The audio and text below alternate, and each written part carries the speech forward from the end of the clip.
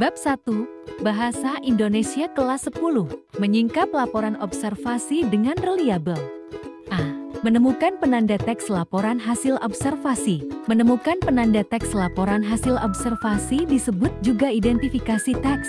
Kegiatan identifikasi dipengaruhi oleh kemampuan pengamatan pembaca dalam mencerna teks laporan hasil observasi. Identifikasi teks laporan hasil observasi dapat digali dengan menemukan penafsiran isi teks, makna kata, ungkapan, dan istilah yang muncul. Pertama, memahami teks laporan hasil observasi. Teks laporan mempunyai fungsi sosial untuk membuat klasifikasi mengenai sesuatu.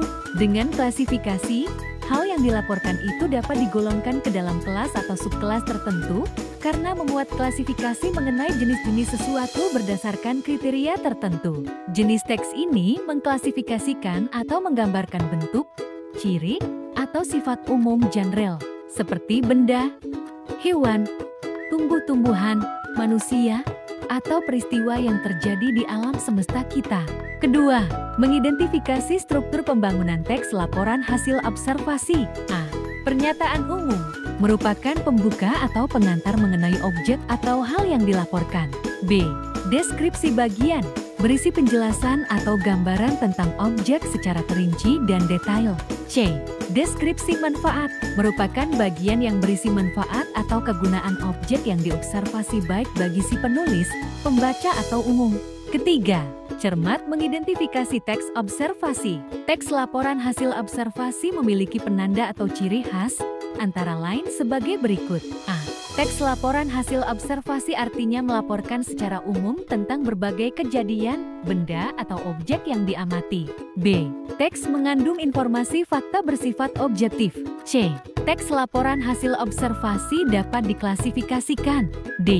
Ditulis sempurna dan lengkap dengan tidak memasukkan hal-hal yang menyimpang, mengandung prasangka, atau pemihakan. E. Teks disajikan secara menarik, baik dalam hal tata bahasa yang jelas, isinya berbobot, maupun susunan logis. B.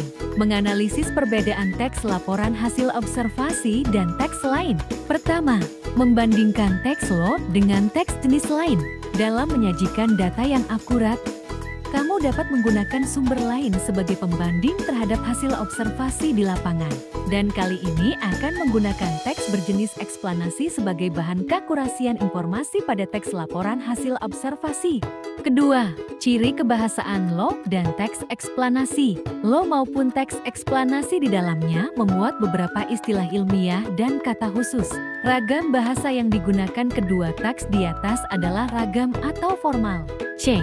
Menganalisis kebahasaan teks laporan hasil observasi. Pertama, kalimat definisi. Kalimat definisi adalah kalimat yang mengungkapkan makna, keterangan, atau ciri utama dari orang, benda, proses, atau aktivitas. Kedua, kalimat deskripsi. Kalimat deskripsi artinya kalimat yang berisi gambaran sifat-sifat benda yang dideskripsikan. Ketiga, kalimat klasifikasi atau penjenis. Penjenis adalah kata yang menentukan jenis atau klasifikasi benda yang diikuti. Keempat, kutipan, catatan kaki atau footnote, dan daftar buku. D.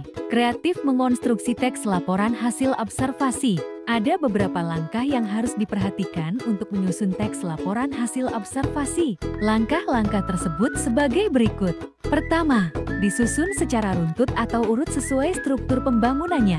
Kedua, data kegiatan observasi bersifat meyakinkan. Ketiga, hasilnya dapat dicetak dan dibuktikan kebenarannya. Keempat, hasil observasi disusun dengan bahasa yang jelas. Kelima, bentuk isi dan gaya penulisan sesuai dengan jenis serta tujuan pengamatan. Keenam, jika terdapat referensi dari sumber lain, sumber harus ditulis dalam laporan. Ketujuh, membuat kalimat penutup.